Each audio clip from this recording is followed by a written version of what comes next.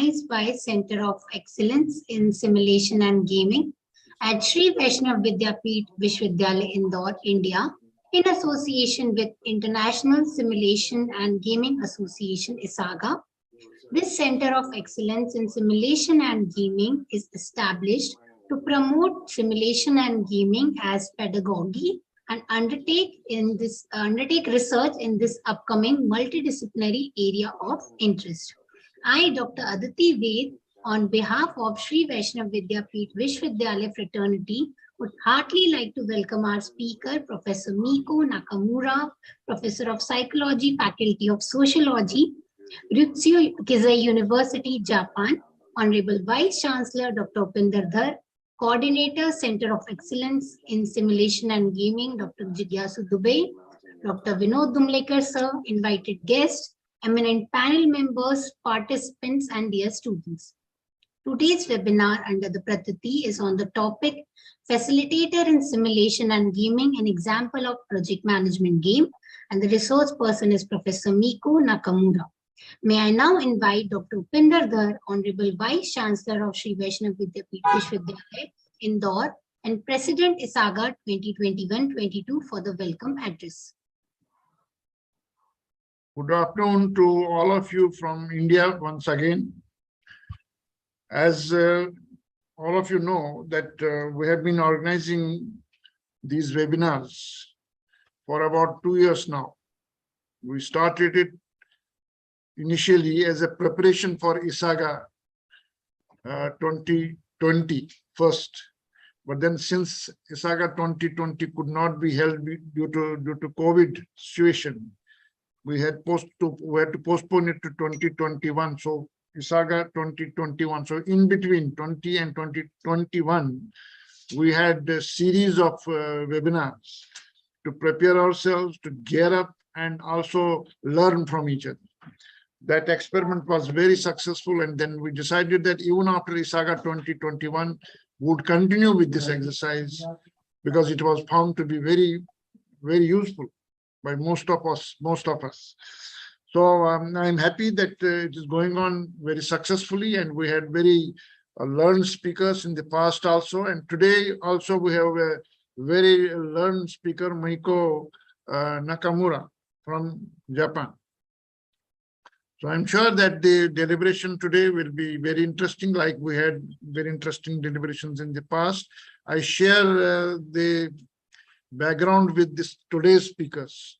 I'm also originally from psychology, turned to management. So for last 40 years, I'm in management discipline. But my original education and initial years of my career were in the Department of Psychology in a university. Well, I'm not spending much time between the speaker and all of us. I welcome all of you to this webinar. I'm happy to see many senior members who have been very regular, like Elizabeth Teague has been very regular. Ramesh Sharma has been attending these seminars regularly. Vinod, of course, has been there right from the beginning. In fact, Vinod is the person who introduced me to ISAGA. So once again, welcome, and I'm sure that we will enjoy this. Thank you very much. Thank you, sir, for giving a warm welcome. So before starting, let me give the audience a brief introduction about Professor Miko Nakamura. She is a professor of psychology, Faculty of Sociology at Ryutsu Kizai University, Japan. She has recently published a book chapter in the year 2022 on the topic Code of Conduct for Facilitators and the Ethics of Debriefing in the book Gaming as a Cultural Commons, Risks, Challenges and Opportunities by Springer Nature, Singapore. I welcome her for the webinar and request her to start the session. Over to you, ma'am. Thank you very much. Should I share my slide? Yes, ma'am. Yes, ma'am. Okay.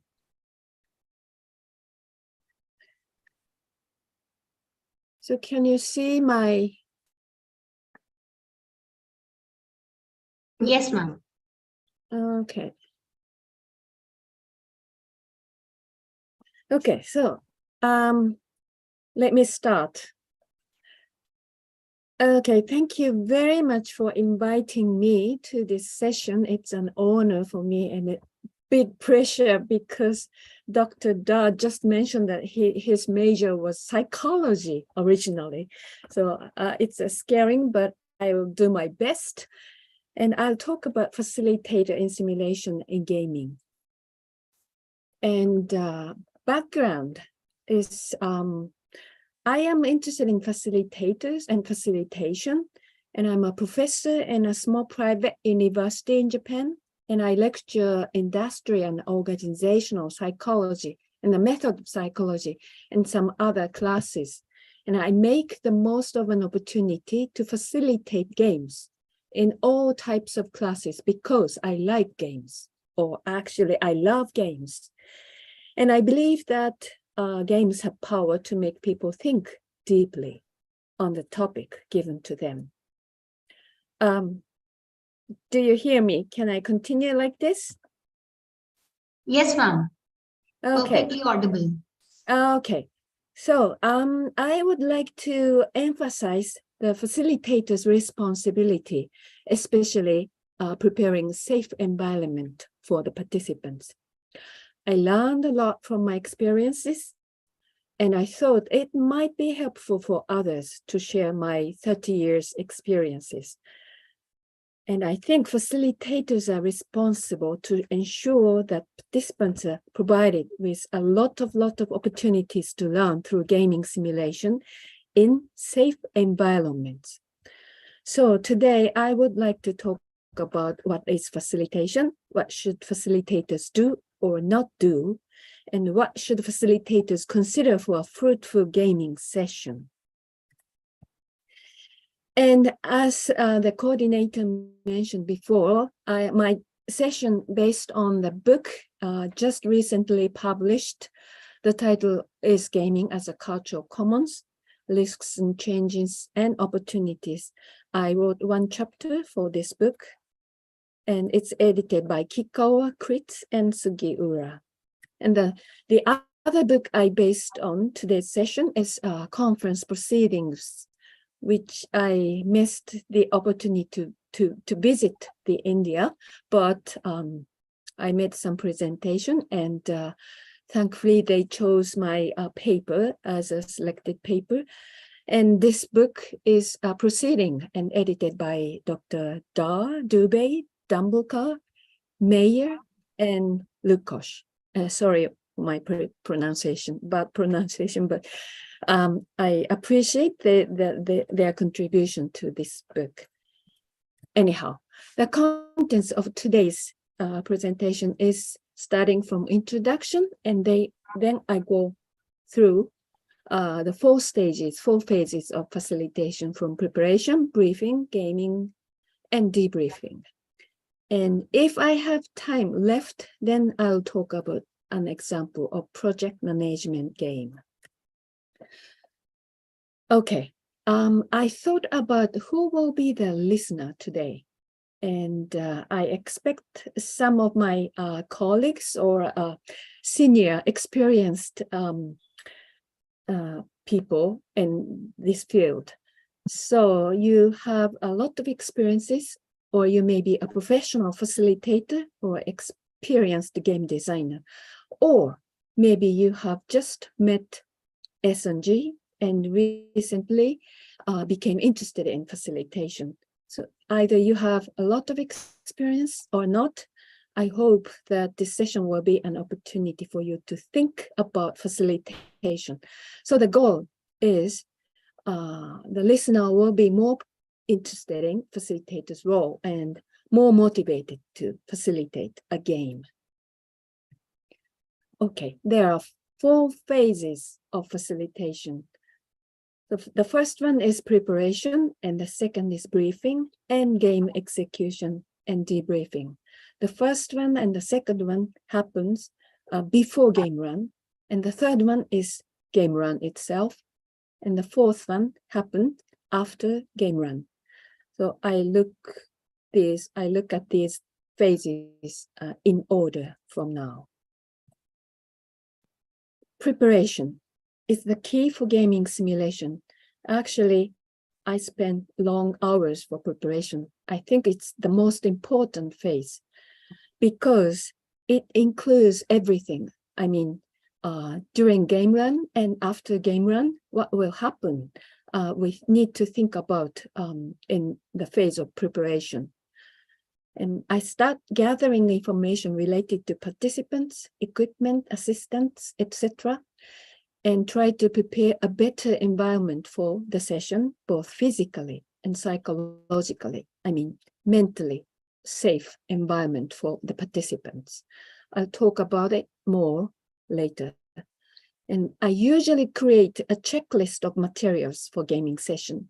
Maybe because I'm not good at memorizing things, I easily forget things. So I need a checklist. And while making a checklist, I write up a detailed plan of the session. I mean, time schedule.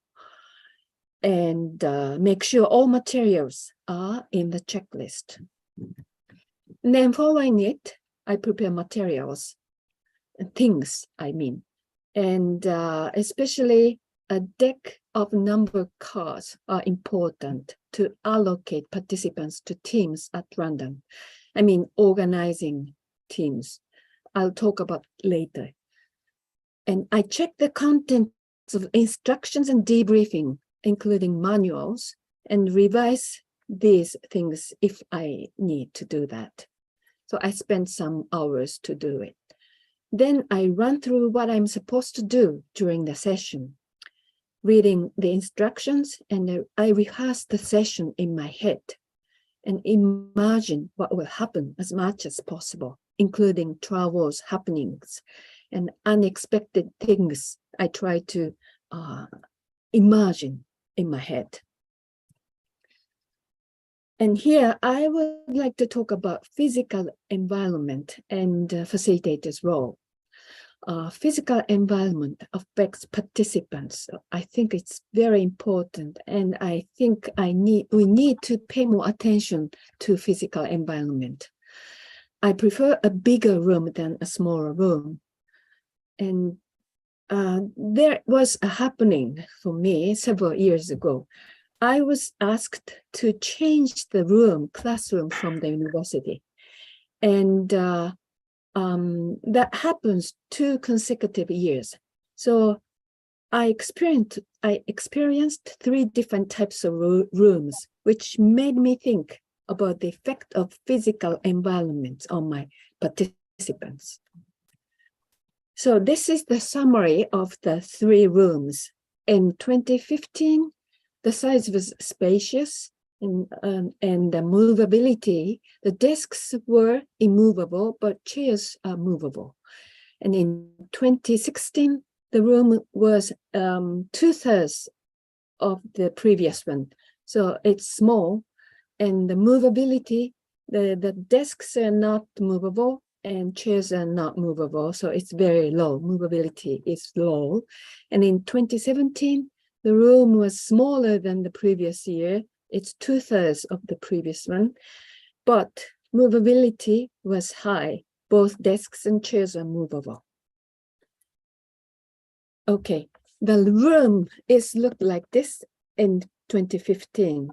You see the desks are very heavy, so it's hard to move, but chairs are movable.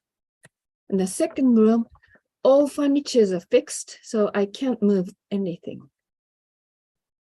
In the third room, it's for active learning. So the desks are movable and chairs are very light, so I can easily move the things. So I ask students sometimes to move these things to make a group or easy to talk each other. So in terms of space, it looks like this. The ratio is 9:3:2. You see the last one is very small, but high movability. And the course content was the same for all 3 years. Each course comprised 15 classes, and during which several S&G were conducted. The topics of games were communication, leadership, team building, production management, etc., etc. And in each class, students were assigned to different groups with different classmates. So I skipped the middle. The research outline is like this. Data were collected from the students who had registered for the course in these 3 years. The questionnaire was distributed at the beginning of the course and at the end of the course. Data from those who filled out both the pre-surveys and post-surveys were used. I mean that at the beginning, the end of the first class, the pre-survey was done, and then at the end of the 15th class, at the end of the course, the post-survey was done, and both who answered both surveys were used as a data. And participants were asked to rate their perception image of S&G on a 7-point scale. It's called semantic differential method, and 15 pairs of words related to S&G were used. It's maybe hard to imagine, but this is an example. In question 1, the pair of words was bright and dark. So which is more close to your imagination? I mean, the image of S&G, simulation gaming. So they have to choose one from the 7-point scale. So if the person think the image of S&G is very bright, then they choose number 1, the scale 1. And then if they think it's very dark, the image is very dark, they choose number 7. And this shows that the figures shows the average score of the participants. So in 2015, the score is 2.25, means it's quite bright. I mean, they chose the average, they chose bright, the image, it was bright. So as shown in this table, the three lowest mean scores in the pre-survey show that S&G was perceived as bright, necessary, and interesting all 3 years. And this perception remained the same in the post-survey, except in 2016, when respondents perceived S&G as less necessary in 2016. And if you look at the bottom of the table, the 3 highest mean scores in the pre-survey show that S&G was perceived as enjoyable, easy, and simple all 3 years. This perception changed in the post-survey. S&G was still perceived enjoyable, but was no longer perceived as easy or as simple as before. So it's more complicated from their perspective and more difficult for them. And at the end of the course, S&G was viewed as significantly more rational and intellectual in 2015 and 2017, but not in 2016. What was unique about the course in 2016 was the small room with low movability. In 2016, many participants had to sit in cramped postures to form a group, and the groups were very close together, so they were constantly distracting each other in terms of both sound and sight. So not only physically, but also mentally, psychologically, they are disturbed constantly. And it affects, I think it affects the image of the gaming simulation at the end of the course.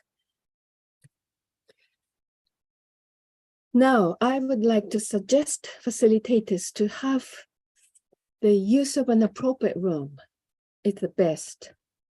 So if this is not possible, the second best is to arrange the room as appropriate as possible. So I would recommend to visit and check the room beforehand and think about how to arrange the desks and chairs. It helps participants to focus on S&G more. And when the room is big, we can decide where to sit and where to work. So reduce the number of obstacles. And when the room is small, the facilitator should attempt to make the conditions as optimal as possible for the participants. I mean, move and arrange the chairs and desks so that participants can concentrate on their works. So if the furnitures are fixed, that's the worst case. We cannot arrange the room, so it's not should not be that environment should not be chosen from my point of view. Okay, now we can go to the second phase. I spend a longer time for the preparation, but it's important. So now I go to the second phase, briefing. Briefing is to brief the game for the participants, but the facilitator may meet the participants for the first time, and the participants may encounter with gaming simulation first time. And the word game has a wide range of meanings. So we are responsible for fostering a certain level of sense to the session among participants. I mean, common sense about the meaning of game before going into the content of the game. After the explanation of gaming simulation, we clarify the purpose of the session, the reason why the gaming simulation method is used, which game is going to be played, and what the connection between the present session and other sessions before and after. And then we explain the rules, goals, procedures, but I would like to mention this point. I arrive at the site of gaming session an hour before the game run and check the room equipment and move the desks and chairs as I mentioned.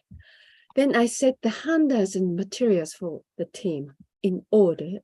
If expect approximately 6 people are coming, and then I need groups of 5, then I need 12 sets of handouts and materials ready for distribution. So I'll spend, before the game run, I spend some minutes to set these things. And the effort is rewarded for the smooth flow of the session.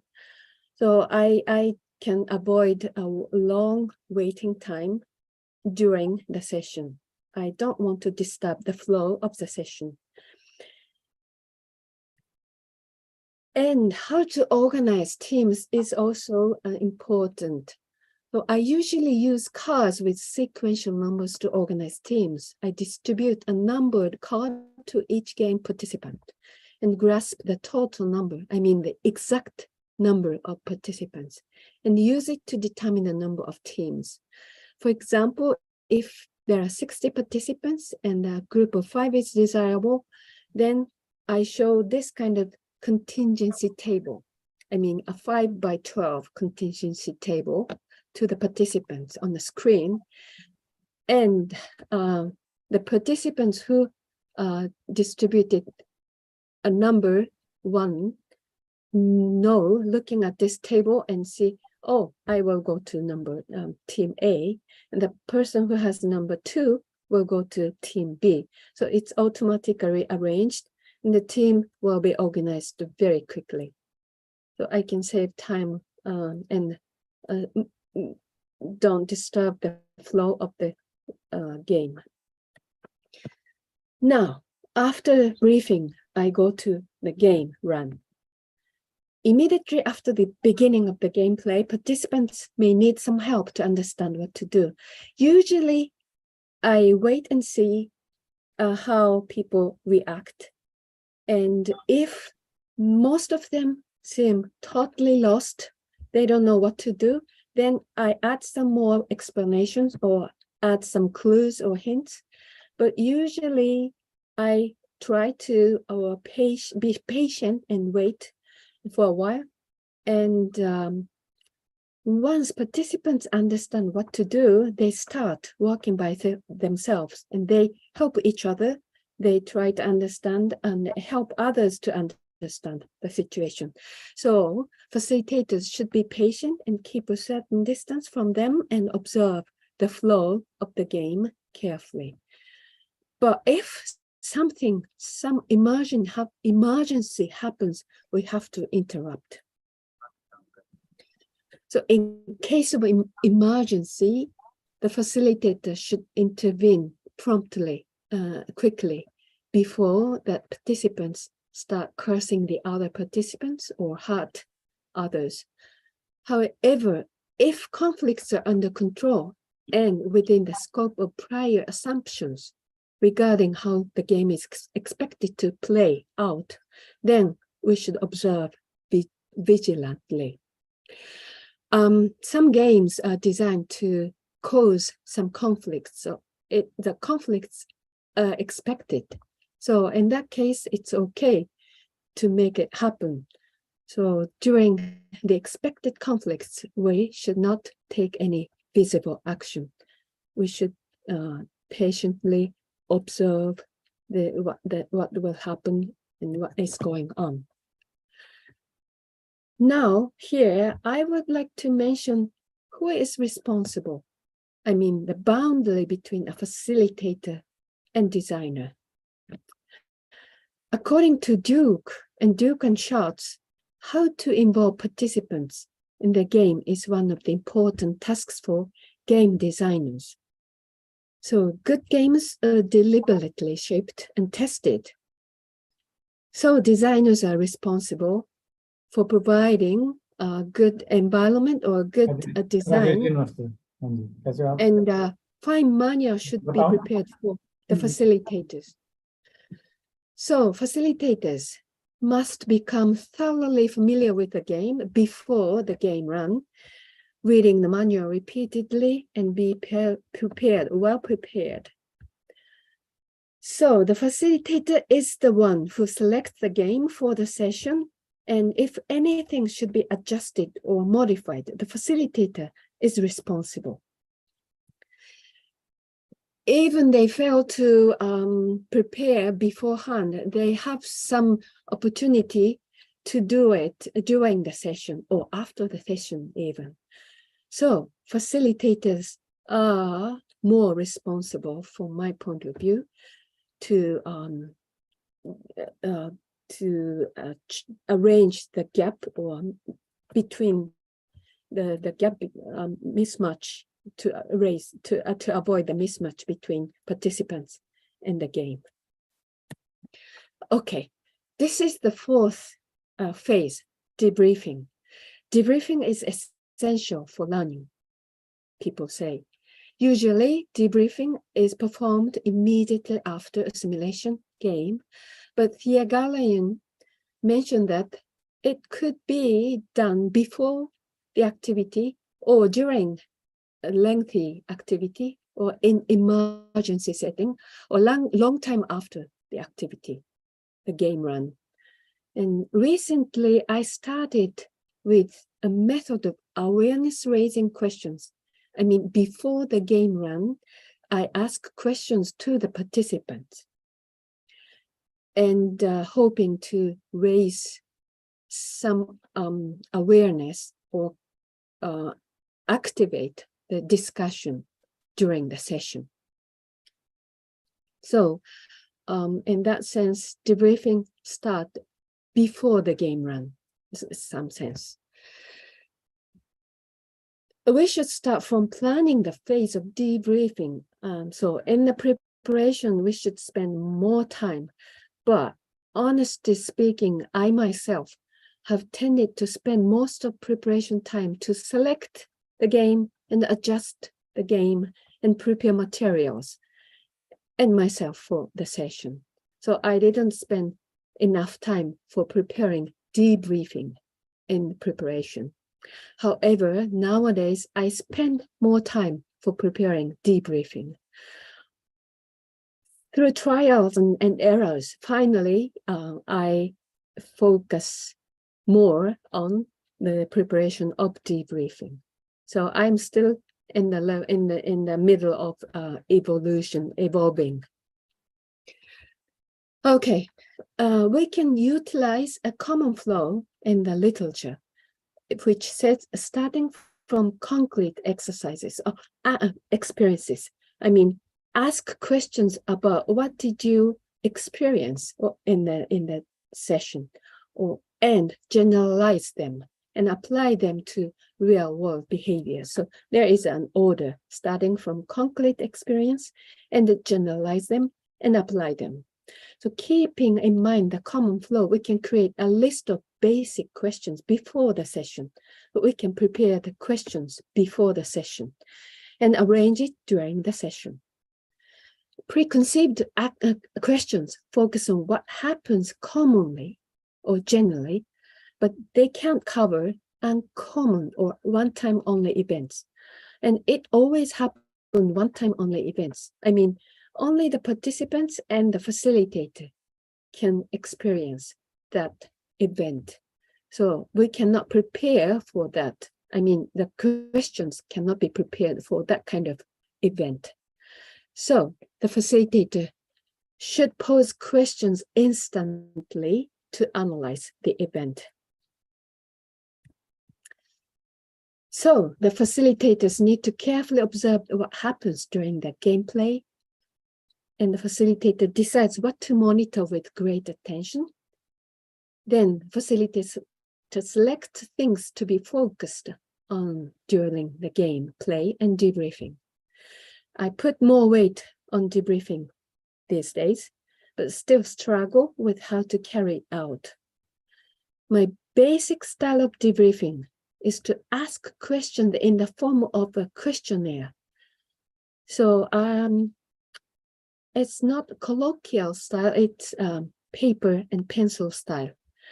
And after asking questions, after filling out the questionnaire, participants were asked to make small groups and share their opinions within the group based on their answers to the questionnaire. And I assign homework to them to report writing. So they will write report and bring it to for the next session, next week as a homework. And for the content of the questions for debriefing, I can have some help from many existing examples of questions. The facilitator need to prepare good questions, but generally, we start from reflecting and thinking and applying. At the state of thinking, it's better to include what-if scenarios. And if possible, before starting debriefing, we can explain why the topic is important, why the S&D is played, and why debriefing is important for the participants. And we can help participants review what happened in the S&G and extract a strategy applicable to real-world issues based on their respective degrees of readiness. I mean, participants are different. Every participants are different. So, and their experiences are different, and their roles are different. So they see different things from the same experience. The happening or event from the gaming session. So if we can prepare small steps for those who have difficulty with taking a panoramic view, then they can go up or higher, and then they have more wider view during debriefing. If we can have a list of questions, it's better to start from asking participants to express their feelings and look back the events, and then gradually go to the deeper questions. So examples of questions is like this: how are you feeling? What do you think about your response? What did you learn from this session? And what kinds of future situation do you think you can apply what you learned in this experience? So debriefing is bridging the world of S&G and real world. So we can connect through debriefing. So without debriefing, we miss the opportunity to connect the experience in the S&G session to the real world.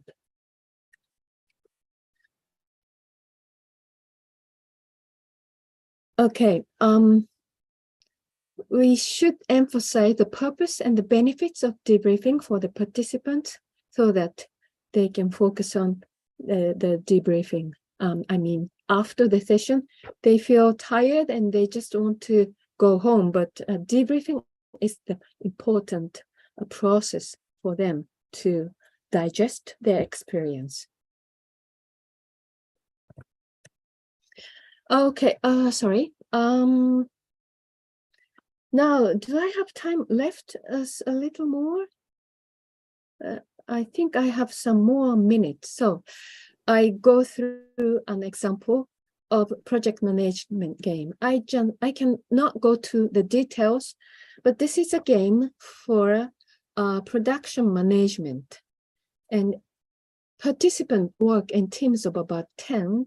And the goal of the game is to make as high of a profit as possible by producing airplanes with plain A4 paper.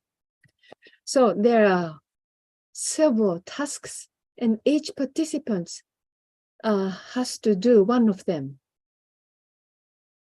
And only the product sent to warehouse can produce profit. And there is a person who is in charge of transport materials. So this is room environment, flow diagram. I mean, the tasks is scattered, and each tasks, they have to stay there, so they can't move around. Only the person who transport materials can move around in the room. And there are costs and profits, but I just go through this. And I want to explain what is the questionnaire before and after the game run.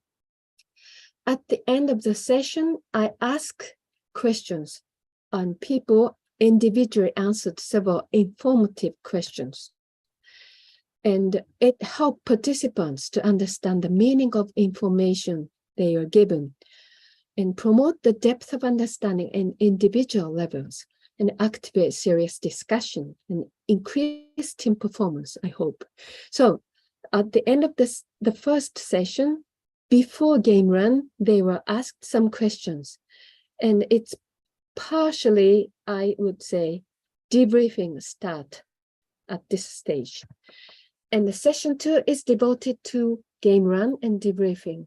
And at the end of the session 2, or at the beginning of debriefing, I ask some questions to participants, and they answered 12 questions.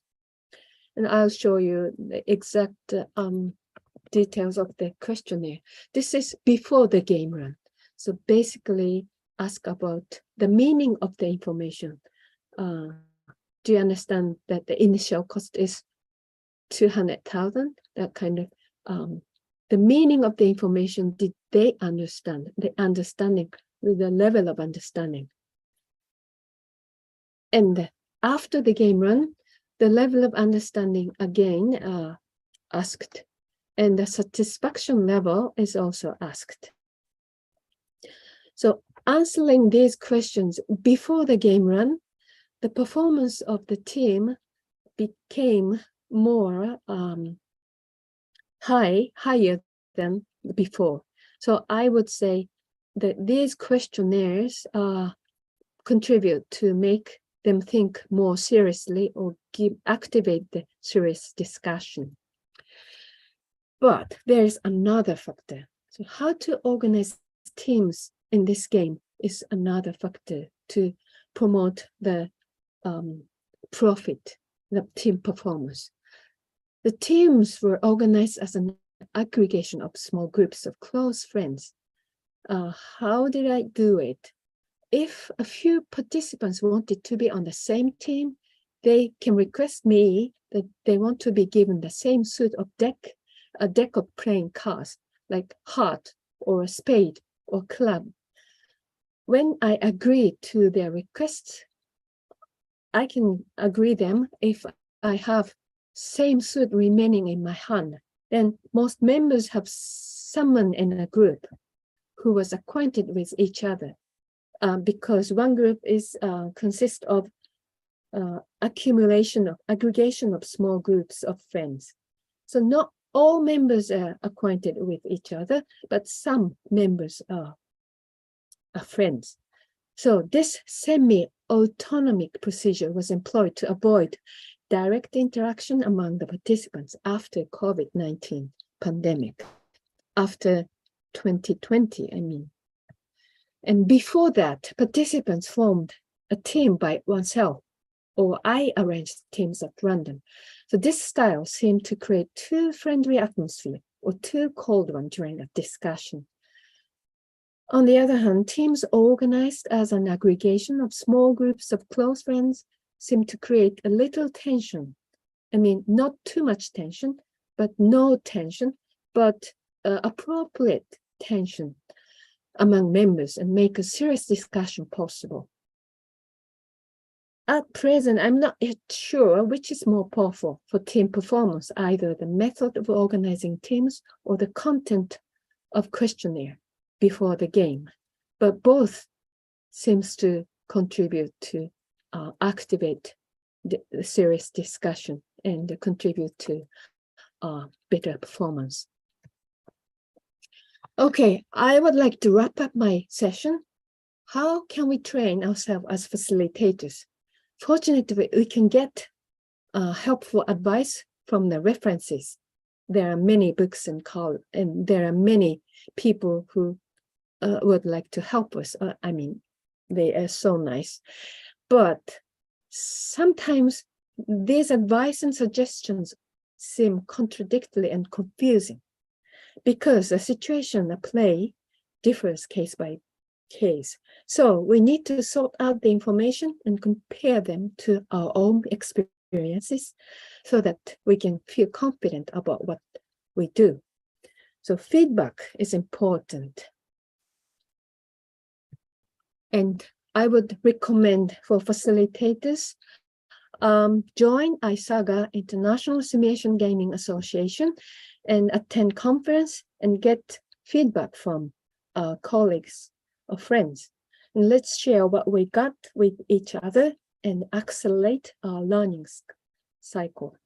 I think today's opportunity literally accelerate my learning cycle. So I thank you very much. I appreciate this opportunity.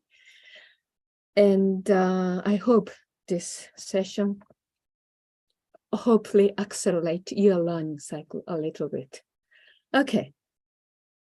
I think it's done. So in terms of time, are we okay? Yes, yes, ma'am. Okay. Thank you, ma'am, for such an enriching session.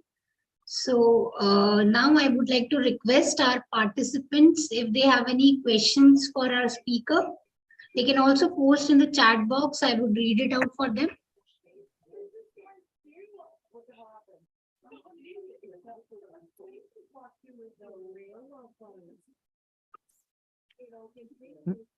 Mieko, it's Elizabeth.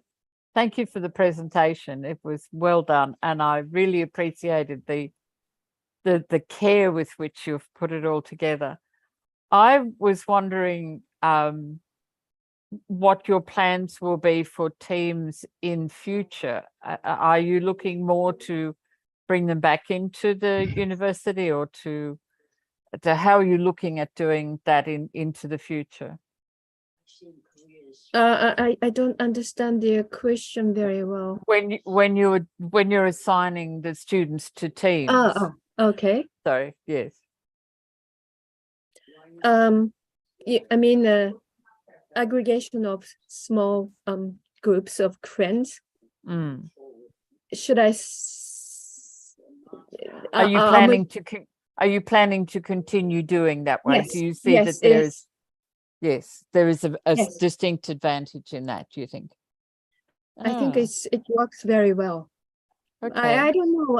I don't know. It can be applied to other situations, but for my students, they are quite shy and they are quiet at the beginning when they see strangers.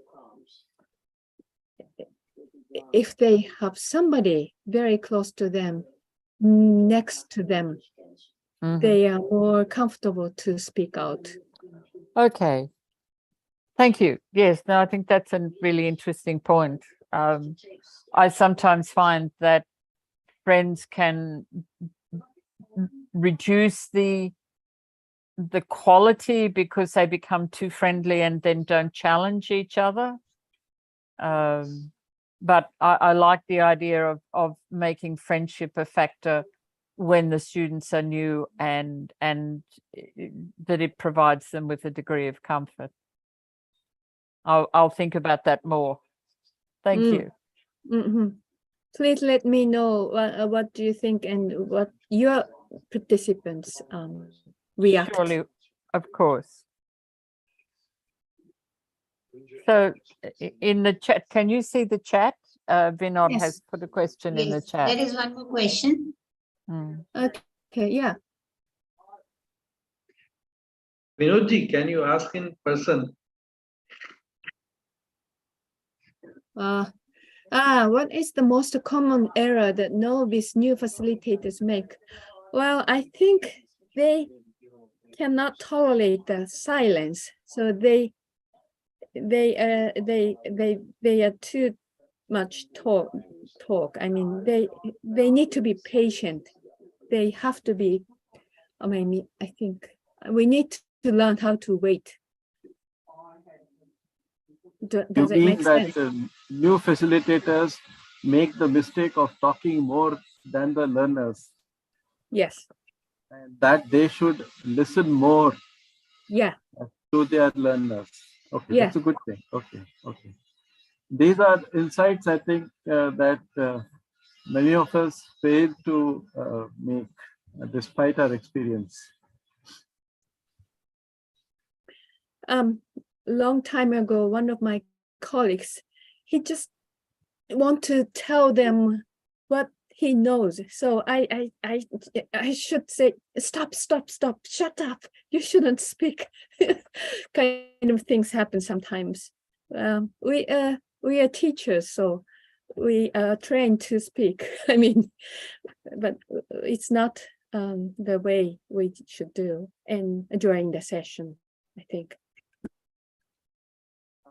Anyway, your meta-analysis of 3 years of gaming and feedback from your students, I think that was very useful, especially with in an area such as arrangement of chairs or the congestion in a room, as to how it affects learning in a game.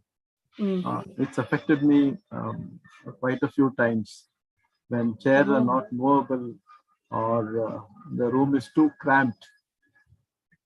I think probably we need to do more studies and talk about it much more often.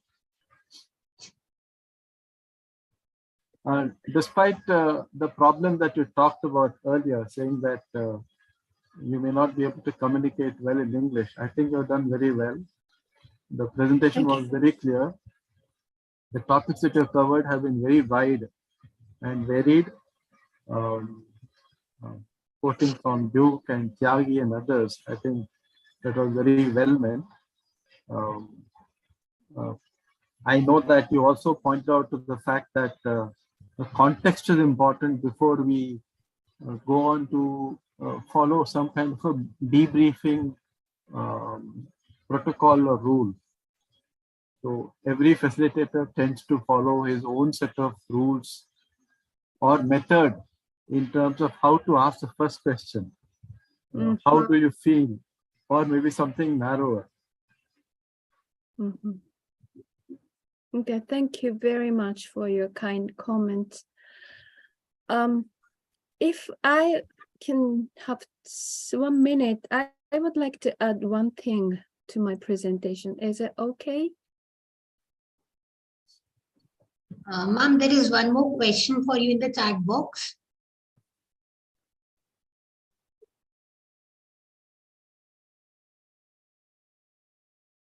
Okay.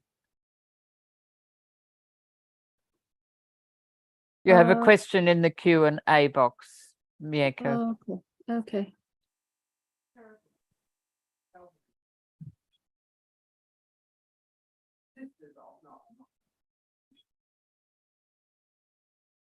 Actually, tree analysis is important for all of us. No, that's not the question. The question is in the Q&A section.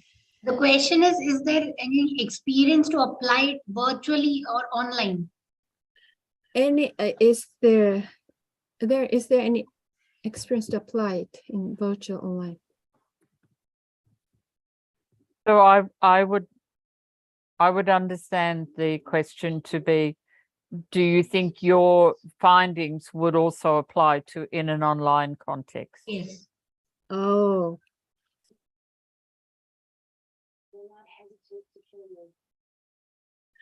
Well, in terms of physical environment, online is very different from a real session, face-to-face session in person. So, but the way of using like debriefing, starting from the small steps, easy questions, and then deep questions, that method would be applicable to the online session. What do you think, Elizabeth? Sorry, say that again, Mieko. If it's questions for debriefing, it's better to start from a light one and then gradually to heavy one. Yes, definitely. That steps can be applicable to the online session. I'm also thinking that in online sessions, I would also use your use of friendships to put students into breakout rooms or small groups, because that way they will be more inclined to talk to each other. I find that if I have to randomly assign students to breakout rooms, it means I have to be very tightly structured to ensure that they talk to each other. Whereas friends will chat and then work. So I was thinking your friendship process would work well online. If that is what the question was asking. Yeah. And of course the issues about space are quite different.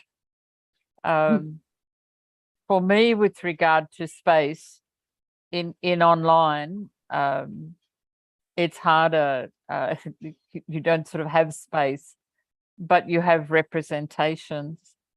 And when I'm working online, as you said, I would I always ask the students to at least put an image up of themselves if they want to put their camera off, and to leave their microphone on. That way I have at least a sense that they are engaging with the process. So it's kind of taking your principles and saying, yes, they apply online, but slightly differently, in a different way. Yeah. I have never done online session among strangers. I have done some for the participants who know each other in person. So I don't know what will happen among totally strangers to organize teams. So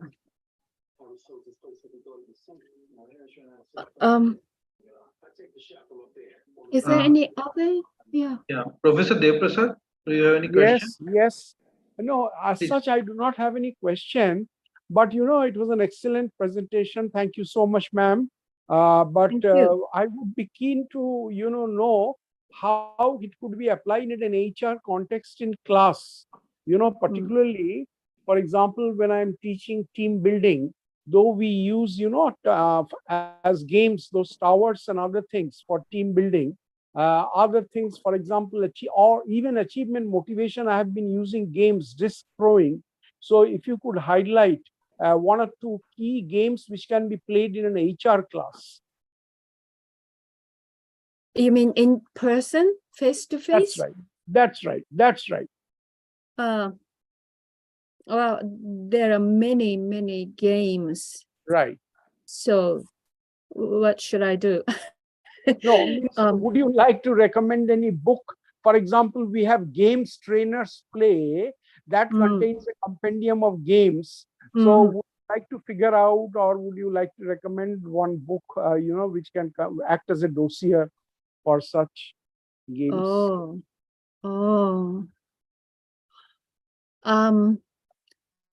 When I choose games, I pick one from one book kind of thing. So I don't think one master book, it's hard to find.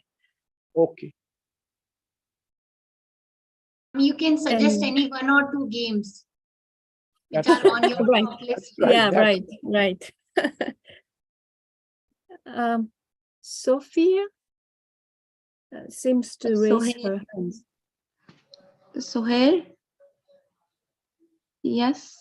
First of all, I wanted to express my gratitude to this so informative session. I came from different perspective. I'm a clinical instructor for nursing students, and I really appreciate the topic. I had experience with gaming with my student, but you have put me on a good construction, how to construct it in future. But for virtual online gaming, it may have just scenario for BBL, for say BBL, problem-based learning, and I let the team working with each other to figure the problem, the key of the problem, and define problem queue, and then work together to define the learning objective. It could be a form of gaming. Yes, I put a situation for say I display video for students, displaying a scenario for say مثلا nursing problem, and ask them to work together to figure out and analyze the problem, and then they trying with the collaborative work to identify the problem key, and after that deciding the learning objective. It could be a sort of using gaming in education. Well, and the situation of medical field, I think it's not gaming but more simulation. You have the model which the students need to learn, and so it's not gaming we usually do. So what's the question? Sorry, again, please. I use a problem-based learning approach. Problem-based learning approach. Yes. Yeah, I encounter problem. I'm not meant to clinical practice. I'm going to learn, teach students a different way how to figure out the learning objective from a given problem. Yeah, or for say مثلا I plan for a virtual meeting and give students a problem in the form of a video syllable. The video is for say مثلا they were newly hired manager and facing problem, and after they watch the video I asked them to work together. They are opening a camera and audio and defining and analysis the problem. What is the problem? What is the learning gap? And what is what they wanted to search for. And at the session, I asked them to express their feeling, what was good with this experience, and some sort of reflection. You got my idea? I'm not talking about the simulation for medical using mannequin. The idea of using a problem to maximize the gain for learning objective. How to let students to identify the learning objective by themselves using problem-based approach. Okay. I think I understand you. Give me the how to construct it, inshallah, furthermore. You give How me to just con- how to construct in the future, inshallah. You give me many ideas to construct it well. Inshallah, I will use your presentation further in the future. Ah, Thank you so much for your informative yeah, session. you're welcome. Yeah, you're welcome. I'm glad to hear that. Are there any more questions? Could I add one thing at the end Yes. of this session? If you look at the slide, there it was references, and you see the name of Professor Duke as an author Yes. of the reference, and he's a founder of iSaga and one of the legends in the Society of Simulation Gaming. And he passed away 3 weeks ago on the 20th of September at age 91 years old. So this news came in just a few days ago, and we are very sorry to hear that. And I spent 1 year with him in 2001 in Michigan. So it was privilege to know him in my life. So we cannot see him anymore, but we can get an idea from him through his books and games. So I feel he is warmly watching over the growth of us. So I appreciate, I want to express my deep appreciation to him. Thank you very much. Thank you, ma'am. That's all. And I appreciate for your hard work. Thank you. Thank you. Thank you so much, ma'am, for such an enriching session as well as a good round of Q&A also. So with that, we come to the end of our webinar. I now request Dr. Jigyasu Dubey, Coordinator, Center of Excellence in Simulation and Gaming, Sri Vaishnav Vidyapeeth Vishwavidyalaya, words of thanks. Thank you, Aditi. I, on behalf of the Center of Excellence in Simulation and Gaming, COE-SG, and Sri Vaishnav Vidyapeeth Vishwavidyalaya, Indore, would like to give our most sincere thanks to Professor Miku Nakamura for accepting our invitation and giving his precious time out of the busy schedule. Our special thanks to Dr. Upinder Dhar and Dr. Santosh Dhar, Rector of the University, for guidance and mentoring. Our special thanks to our panelists, Dr. Elizabeth, Dr. Hadiko, Dr. Ramesh Sharma, Dr. Alina, Professor Mary Kate, Dr. Vinod Damlekarji, Vinod Sharma, Uttam Sharma ji, Dr. Mandal, and all other present panelists and the participants who make this webinar successful. I am also thankful to Dr. Aditi Veda and all the members of COE-SG of the university. At end, our special thanks to the IT team of our university for their excellent support, and hope to meet again in the next webinar, which is scheduled on 5th November, which is the 12th one of this series, and the source person is Professor Buckland from Sweden. So hope we will meet again on 5th November, and thank you to all of you. Thank you, sir. So I request all the participants to please kindly fill the feedback mentioned in the chat box to get your e-certificates. We'll be meeting on 5th of November, as said, already said. So thank you once again for joining. Thank you. Good night. Good night. night. Bye-bye. Good night. Good night. See you next month. Yeah, sure.